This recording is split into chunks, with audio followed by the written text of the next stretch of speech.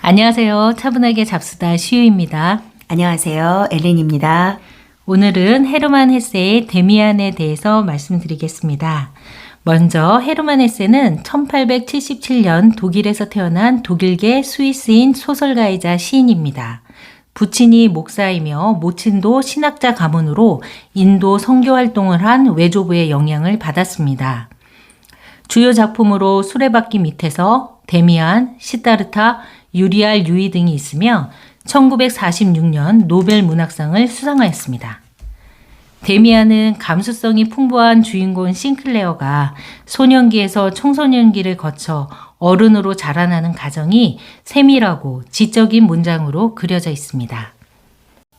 책 어떠셨어요? 데미안? 저는 이거 한 지금 3번째 읽는 건데요. 네, 읽을 때마다 좋죠. 역시 고전이니까. 그런데 좀 전에 우리 둘이 얘기했던 것처럼 결말 부분에서 우린 완전히 다르게 생각을 했단 말이에요. 저는 전혀 데미안이 죽었다고 생각을 안 했는데. 데미안이 죽었다고 생각을 했거든요. 데미안은 실제로 존재하는 인물이었으며 에바 부인 역시 마찬가지고 뭐 다른 자아다 뭐 이런 얘기를 하는데 맞아요. 그거는 정신분열증 아니에요? 저는 데미안이 실존했었고 그리고 전쟁통에 죽었고 그래서 이제 다시는 만날 수 없기 때문에 계속 고통스럽다는 말을 끝에까지 하지 않았나 저는 그렇게 생각을 했는데 죽었어요? 전 그렇게 생각하지 않았어요. 이렇게 말씀하셨잖아요. 그러니까요. 제가 책을 자세히 안 읽었나 봐요. 그냥 아니 읽으셨는데 아마 그 부분을 그렇게 이제 느낀 거죠. 크게 그렇게. 느끼지 않았고 언젠가 또 데미안이 나타날 것이다라고 이제 긍정적으로 보신 거잖아요. 데미안이 나타날 거고 하지만 지금처럼 너의 삶에 그렇게 깊숙이 관여할 수는 없을 거야. 그렇게 이제 생각하시는 앞으로 거죠. 너의 삶은 네가 알아서 살아가도록 해야 하는 그 메시지를 주고 간 게 아닌가 그런 생각을 했는데 저는 싱클레어가 쓰러진 다음에 이제 다시 이제 일어났는데 옆에 그 군인 병자들이 바뀌어 있었잖아요. 그거는 이제 죽어서 저는 들려 나갔다고 생각을 한 거였거든요. 그렇구나. 그리고 에바 부인의 키스도 대신 전해줬고 이제 죽기 전에 할 수 있는 모든 것은 다 하지 않았나 저는 그렇게 생각을 했거든요. 그렇구나. 전 처음 읽을 때부터 그렇게 생각을 했었어요. 그래서 지금도 제 생각에 변함이 없네요. 저는 데미안을 2번 읽었는데 한 번도 데미안이 죽었다고 생각을 안 했어요. 그래서 아까 그렇게 놀라셨구나. 데미안이 죽었다고요? 네. 떠난 거 아닌가요? 그리고 저는 앞쪽에 프롤로그에서 이 부분이 좀 인상적이었어요. 오늘날 인간이란 무엇인가에 대해 아는 사람은 별로 없다. 그러나 어떤 사람들은 그것을 느끼고 있으며 그래서 보다 쉽게 죽어가는 것이다. 내가 이 이야기를 다 쓰고 나면 좀 더 가벼운 마음으로 죽을 수 있다고 생각하는 것과 마찬가지다. 헤르만 헤세는 그렇게 생각한 거예요. 내가 나로 살아가는 것, 내가 누구인지 진짜 알아내는 것이 이 삶을 사는 본질적인 이유고 그거를 해결하면 죽을 때 굉장히 편하게 죽는다라고 생각을 한 것 같아요, 본인이. 이방인의 까미하고 비슷한 거 아닌가요? 실존주의 철학하고도 맥락이 맞는 것 같은데요. 그런 것 같기도 하고 다 연결이 되어 있는 것 같죠. 결국은 그냥 살아가는 게 아니라 그 사회 규범이나 그런 거에 의해서 안일하게 그냥 따라가서 살지 말고 정말 적극적으로 물음을 자신한테 물어보고 그렇게 해서 실존적으로 살아가라는 그런 의미인 것 같기도 한데 헤르만 헤세가 실존주의 철학자는 아니었던 그렇게 명명되었던 거는 아니었던 것 같은데 그래서 여기에 그런 식으로 나와 있잖아요. 모두 인간을 목표로 던져진 자연의 자식들인 것이다. 우리들이. 그래서 우리 모두의 출처, 즉 어머니는 하나다. 우리는 모두 동일한 심연에서 유래한 것이다. 그러나 동일한 심연으로부터의 시도이며 한 배의 자식인 인간은 언제나 고유하고 독자적인 목표를 향해 노력한다. 우리는 서로 이해할 수는 있다. 그러나 누구나 오직 자기 자신만을 해명할 수 있다. 서로 이해할 수는 있지만 나는 이런 사람이야. 나는 본연의 나를 해명할 수 있는 거, 얘기할 수 있는 거는 그 자기 자신밖에 없다는 거잖아요. 이 글에서도 보면 싱클레어가 끊임없이 자아 찾기를 해가는 과정이죠. 그거를 데미안이 이제 도와주는 거고, 네. 남으로 살지 말라는 거죠.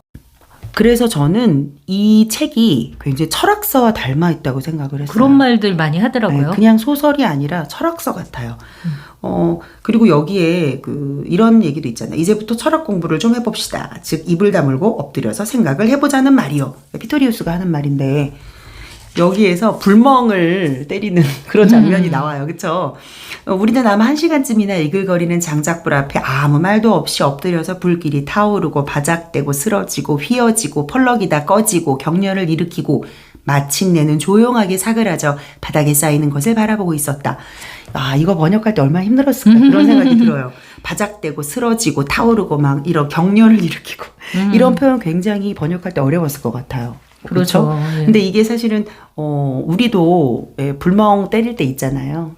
그럴 때 굉장히 아무 생각 없이 그냥 자기 내면을 바라보게 되는 것 같았어요. 그때도. 제가 이번에 크리스마스 선물로 우리 아들을 위해서 불멍을 때릴 수 있는 그런 게 다 있어? 미니 화롯불인가? 미니 벽난로 같은 게 있더라고요. 불을 딱 켜면 활활 타요. 근데 그게 이제 그냥 전등인 거죠. 근데 그거 보고 있는데 밤에 와 진짜 벽난로에서 불멍하는 그런 느낌이 있더라고요. 그래서 아마도 우리 아들이 굉장히 좋아하지 않을까 싶어요. 신기하다. 자, 제가 여기서 좀 인상 깊었던 말이 여기서 보면은 공인된 것과 금지된 것을 스스로의 힘으로 찾아야 한다는 그런 말이 나오거든요. 실제로 금지된 일을 한 번도 하지 않아도 대학당이 되는 사람은 얼마든지 있고 금지된 걸 해도 착하게 살아갈 수 있는 사람도 있다는 거예요. 저도 그 부분 되게. 네. 그래서 그건 단지 편의상에 불과하다는 거죠. 뭔가를 금지시키고 하는 거는 우리가 살아가는데 그래서 스스로 자신의 생각을 판정하는데 아니란 사람은 있는 그대로의 금지된 것에 복종하고 만다는 거예요. 그것이 쉽기 때문에. 하지만 어떤 사람은 자기 안에서 그 금지된 것을 스스로 느끼기도 한다는 거죠. 결국 이 책에서 말하는 거는 스스로 자기 안에서 금지된 거를 찾아서 자기의 의지대로 살아가라는 얘기 아닐까요? 사회의 그 어떤 금지된 거를 너무 따라가지 말고 그런 게 어떻게 보면 에바 부인을 사랑하는 것과 연결이 되어 있을 수도 있죠. 사실 자기 가장 친한 친구의 어머니였잖아요. 그렇죠. 저 사실 뜬금포 같다고 생각해요. 아니, 어떻게 보면 금지된 사랑처럼도 보이는. 왜 데미안은 가만히 있는 거야? 막 이런 식으로. 아마 이게 금기시 되었던 것을 알았지만 사랑을 하는 모습이 오히려 데미안이 바람직하게 생각하는 모습이 아니었을까요? 여기서도 보면은 계속 금기시 된 것에 대한 그 화두가 계속 나오잖아요. 카인과 아벨, 그렇죠. 그다음에 표식, 아브라서스, 성과 악을 동시에 표현하는 아브라서스. 근데 여기서 결국 얘기하는 것도 지금 사람들이 악이라고 하는 게 과연 진정한 악일까에 대한 의문이 있기 때문에 성과 악을 동시에 표현하는 아브라소스를 섬기는 거죠. 그리고 애초에 우리의 인간한테 그 성과 악이라는 화두가 계속 나온 거를 보면 인간을 악에서 떼어낼 수 없는 존재인 거잖아요. 그렇죠. 결국 받아들이고 살아가는 건데 우리 인간은 그거를 굉장히 금기시하고 멀리 하잖아요. 어떻게 보면 인간에게 악은 필요 불가결하게 그렇죠.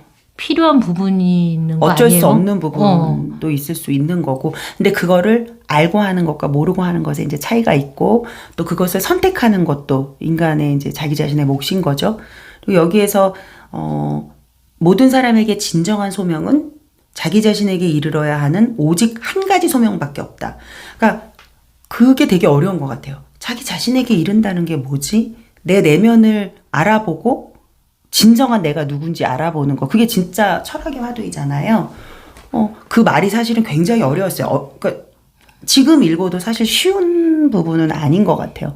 알을 깨고 나온다는 게 그러면 금기를 깨고 막 행하는 건지 아니면 그럼에도 불구하고 그것을 선택하지 않는 나의 모습이 진정하게 알을 깨는 모습인 건지. 그러니까 참 그거에 대해서는 생각해 봐야 될 부분이 많은 것 같아요. 끊임없이 사고하라는 거 아닐까요? 깨어 있으라.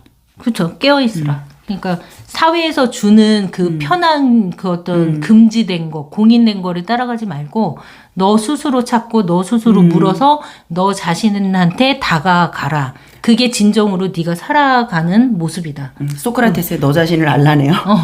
그러니까 뭐 소크라테스의 네. 너 자신을 알라. 뭐 그런 개념일 수도 있고 실존주의 철학자가 말하는 항상 깨어 있어라. 뭐 처음부터 그렇게 생각했던 건 아니지만 지금 대화를 나눠 보니까 헤르만 헬세도 진정한 자아를 찾아 나가라는 게 그 물음하고 좀 그래서 깨어 있다는 상통되어 있는 것 거는 같아요. 사실 항상 고통을 수반하는 거죠.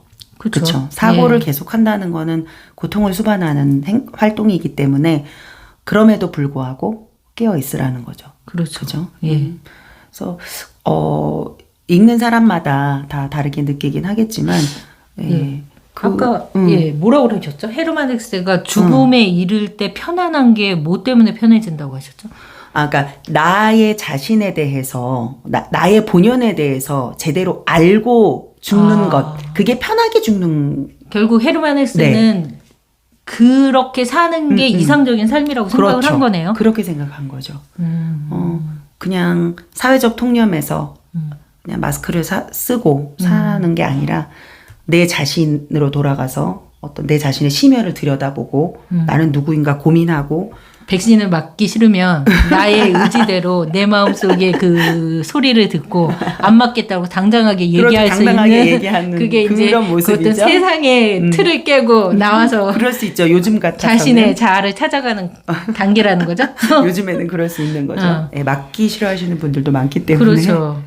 사실 우리 대부분은 맞기 너무 싫지만 이게 옳은 것 같아서 가는 거잖아요. 근데 어떤 분은 예. 찰떡같이 정말 꼭 맞아야 된다고 생각하시는 분들도 있긴 있더라고요. 그렇죠. 네. 근데 사실 이게 10년 뒤나 5년 뒤에 갔을 때 누군가에 의해서 되게 그거 멍청한 판단 아니었어? 하고 얘기 내려질 수도 있는 있죠. 거죠. 그때 너 왜 맞았어? 이러면서. 시대가 변하면 네. 그거 뭐야? 그거 맞아서 사람들 부작용만 나고 안 맞으나 똑같은 거 아니야? 막 이런 식의. 저는 부스터샷을 앞두고 굉장히 두려운 마음입니다. 저도 그러네요. 네, 3차 접종을 해야 되는 상황이라서. 그러니까요.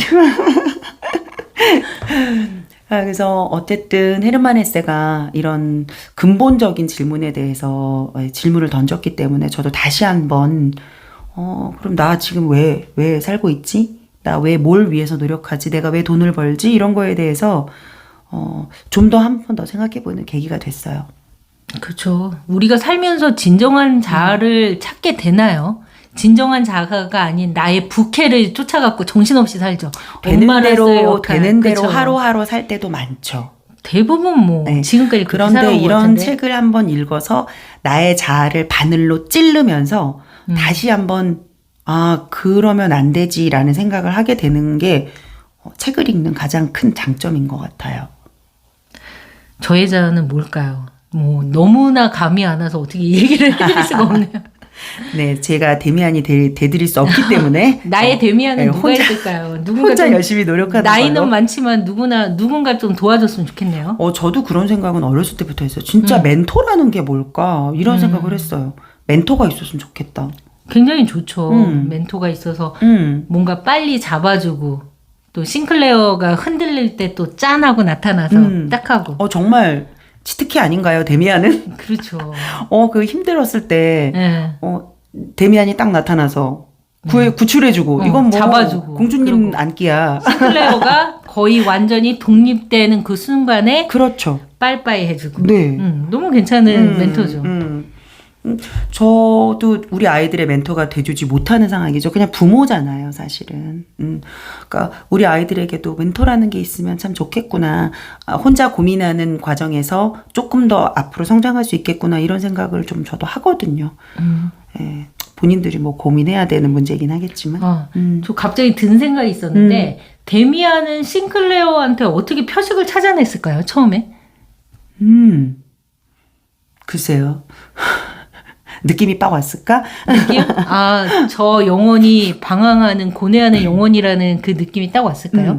제가 요새 이제 방송에서 예. 김수현이 주인공인 어느 날이라는 그거를 봤어요. 예. 이제 지난주에 이제 끝났거든요. 김수현 주인공. 근데 거기서 이제 감옥에 우연히 실수를 해서 들어갔는데 예. 거기서 그 감옥 짱이 있어요. 일진 감옥에서도 네. 왜 그 대왕 자리인 네. 그 사람이 김수현을 보자마자 압니다. 내과구나. 네. 그런 걸 보면서 표식이 보이지 않나 이런 사람들에게는. 비슷한 자아를 발견할 수 있는 그런 능력이 게, 있었구나. 그렇지 않을까? 그럴 수 있겠네요. 네. 자, 오늘 데미안 재밌게 저희 얘기했는데 다음 주는 또 어떤 책을 할까요? 저는 이상의 날개를 하고 싶습니다. 이상의 날개. 그러면 저는 위대한 개츠비. 좋죠. 그건 영화도 너무 재밌게 봤기 때문에 제가 제일 좋아하는 베스트 배우 중에 한 분이라서.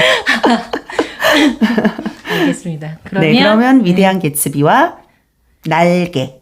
네. 그렇게 해보도록 합시다. 다음 주에 뵙겠습니다. 네.